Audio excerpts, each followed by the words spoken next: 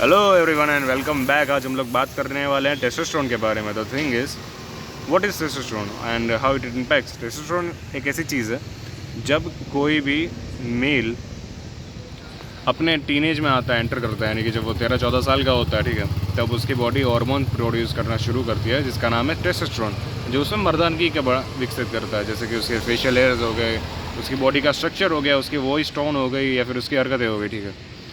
अभी नॉर्मली सब कुछ चलता रहता है, लेकिन जब इसकी डेफिशिएंसी होती है तब क्या होता है। तो इमेजिन करो कि एक बंदा है, ठीक है, वो अपने दोस्त से कंप्लेन कर रहा है कि उसको नींद नहीं आती, या फिर उसका पप्पू खड़ा नहीं हो पाता, या फिर उसको सेक्सुअली इतना अट्रैक्शन फील नहीं होता लड़कियों से, या फिर उसको डिप्रेशन रहता है, इरिटेशन रहता है, वो कुछ करने का मन नहीं करता, खड़ा होने का मन नहीं करता, आलस फील करता रहता पूरा दिन, रील्स स्क्रॉल करता रहता है पूरा दिन पूरी रात, एंड वगैरह वगैरह नेगेटिव सिम्टम्स, ठीक है।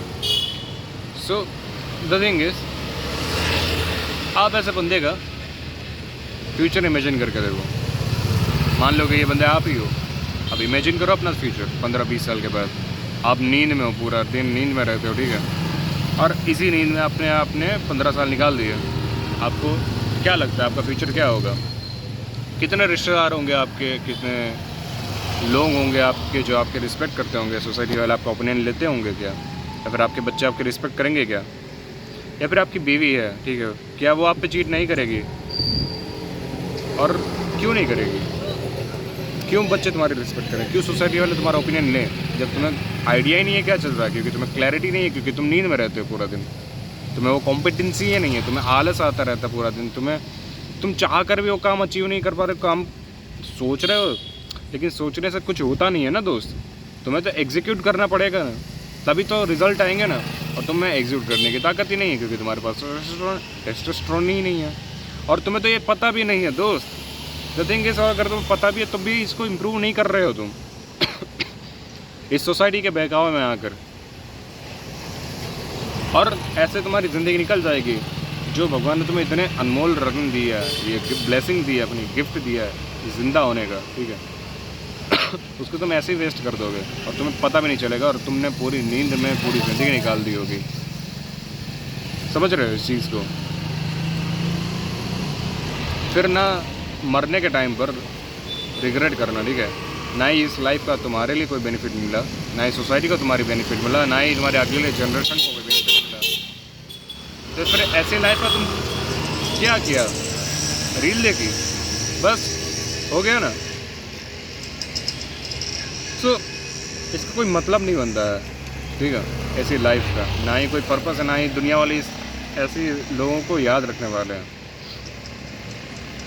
तो you have to overcome this, otherwise there is nothing other way, you have to overcome it.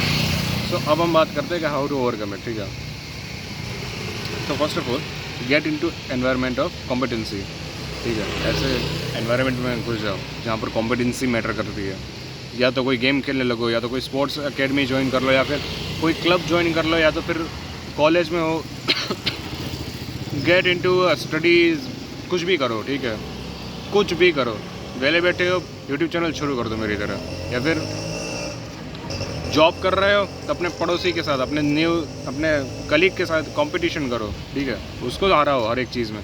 और ऐसे ही है ना, जब तुम अपने जीवन में जीते इकट्ठा करना शुरू करो, अपने पर्सनल लाइफ में, अपने करियर में, अपने बाकी लाइफ के एस्पेक्ट में जितना हो सके उतना जीतने की ट्राई करो। एक एक छोटी छोटी चीज़ें अचीवमेंट्स इकट्ठा करो, एकदम ढेर लगा दो अचीवमेंट्स के।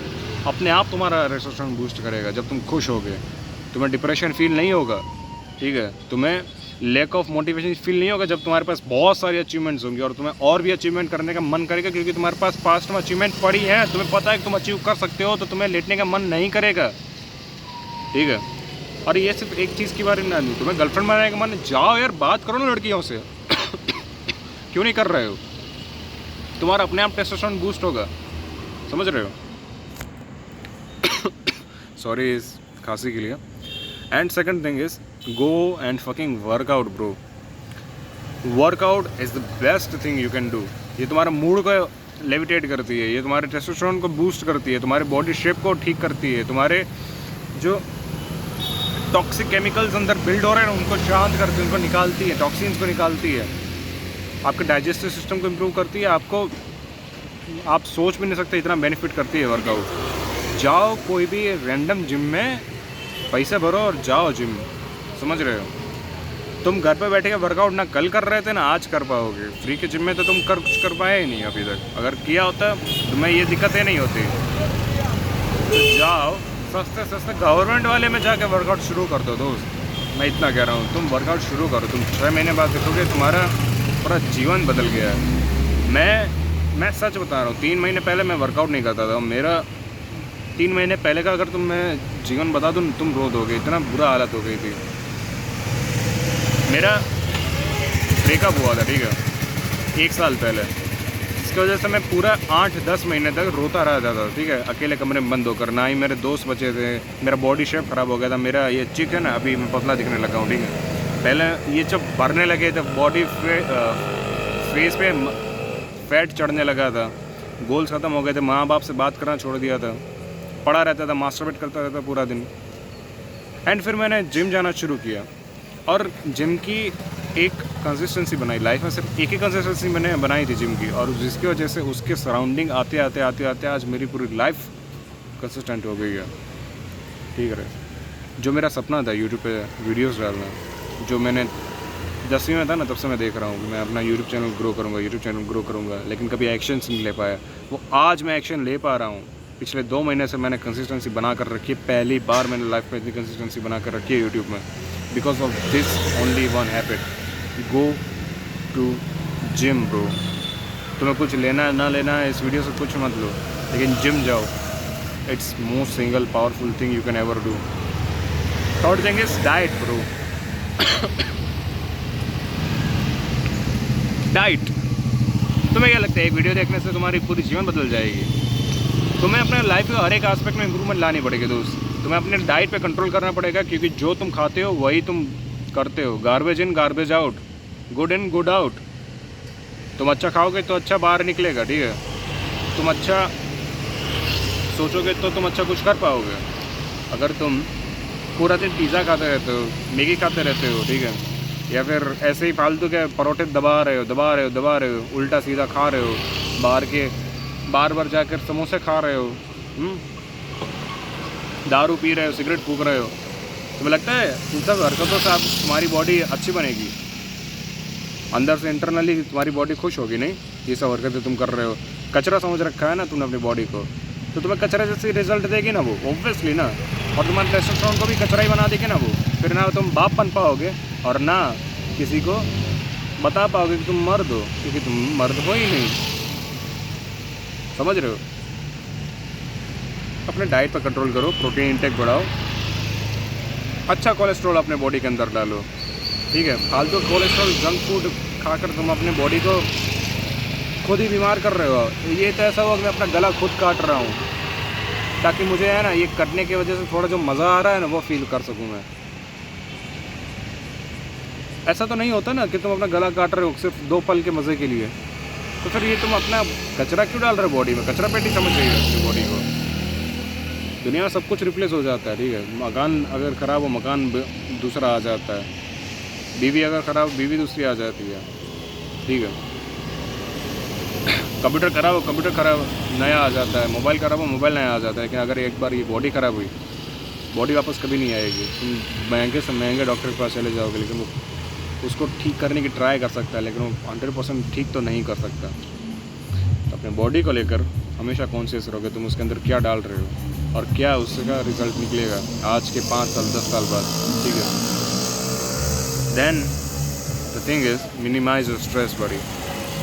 तुम जितना ओवर थिंक करोगे, जितना तुम स्ट्रेस लोगे, ठीक है, उतना ही तुम्हारा जो मूड है ना वो नीचे जाएगा, डिप्रेशन की तरफ जाएगा। और जितना ये मूड नीचे की तरफ जाएगा, ठीक है, उतना ही वहाँ जो प्रोडक्शन ऑफ टेस्टोस्टेरोन है वो कम होगा, रेट ऑफ प्रोडक्शन सीमन वो कम होता जाएगा। और जो कि ना ही तुम्हारे मूड के लिए अच्छा है और ना ही तुम्हारी बॉडी के लिए। ये एक हेल्थ चेन बनाता है, हेल्थ लूप बनाता है। कि तुम्हारा मूड नीचे गया तो तुम्हारा टेस्टोस्टेरोन नीचे गया। अब क्योंकि तुम्हारा टेस्टोस्टेरोन नीचे गया इसलिए तुम्हारा मूड और नीचे जाएगा, और क्योंकि तुम्हारा मूड नीचे गया है तो और भी तुम्हारा टेस्टोस्टेरोन नीचे जाएगा। तो इस साइकिल को ब्रेक करो, इस साइकिल को ब्रेक करो। Get a fucking vitamin D, जाओ सनलाइट में, सुबह सुबह सनलाइट में जाओ। क्योंकि आजकल के मोस्टली इंडियन बच्चों में क्या हो गया है कि वो पूरा दिन या तो घर में पड़े रहते हैं या तो पूरा दिन स्कूल में पड़े रहते हैं, या फिर ऑफिस में जाते हैं तो ऑफिस में पड़े रहते हैं। धूप उनको नसीब में ही नहीं होती। तो उसके वजह से क्या होता है, हमारी बॉडी तो क्या है, प्रेडिटर ही है ना हम लोग तो धूप में रहे हैं, ठीक है। धूप में रहना हमारा काम था, धूप से हम लोगों को ताकत मिलती थी, टेस्टोस्टेरोन बूस्ट होता था हमारा, शिकार करते थे हम लोग। क्योंकि बॉडी को पता ही चलता था कि अब धूप हो गई, अब खाने के लिए निकलना है, अब खाना ढूंढना है, ठीक है। पर हमारे लिए तो वो सुबह हो ही नहीं रही है ना, हमारी बॉडी के लिए। तो धूप में जाओ यार, विटामिन डी कलेक्ट करो, अपने हार्मोन्स को बैलेंस करो, टेस्टोस्टेरोन बढ़ाओ। ट्राई करो जितना हो सके उतना सुबह की धूप में रह सको, 5 मिनट, 10 मिनट, 15 मिनट। तुम्हें टैनिंग से बचना है, सनस्क्रीन लगा लो यार, या फिर टैनिंग से मतलब सनस्क्रीन नहीं तुम्हें नहीं लगानी है, केमिकल से डर लगता है तो कोई बात नहीं यार, पीठ के बल खड़े हो जाओ, कुछ तो करो, थोड़ा बहुत तो विटामिन डी लो। अगर फिर भी नहीं ले पा रहे हो तो कंसिडर करो कि सप्लीमेंट ले सको, मेडिसिन के फॉर्म में ले सको। डरना नहीं है, ठीक है, कि भाई मैं हजम नहीं होगा, या फिर तुम्हें अपने दिमाग से काम लेना है। मैं ये नहीं कह रहा कि सब कुछ बेस्ट ही है मार्केट में, बहुत सारी गार्बेज चीज़ें बिकती हैं लोकल मार्केट में, ठीक है, पर तभी तो तुम्हारे दिमाग तुम्हें यूटिलाइज़ करना है। तुम्हें एक ट्रस्टेड ब्रांड का एक ट्रस्टेड सप्लीमेंट ही लेना है जो तुम्हारे हार्मोन्स को बैलेंस कर सके, क्योंकि वो एक अमृत की तरह है तुम्हारी बॉडी के लिए, ठीक है। और वहीं अगर तुम दिमाग नहीं लगाओगे और किसी भी अपने फेवरेट इन्फ्लुएंसर का प्रोडक्ट उठा के यूज़ करने लगोगे, और फिर जो होगा वो एक श्राप की तरह होगा तुम्हारी बॉडी के लिए। सो डोंट डू इट, अपना दिमाग लगाओ। सप्लीमेंट अगर ढूंढना है तो तुम अपने तरीके से ढूंढो, ठीक है। बेस्ट कौन सा है, ट्रस्टेड कौन सा है, और किस पे ट्रस्ट किया जा सकता है।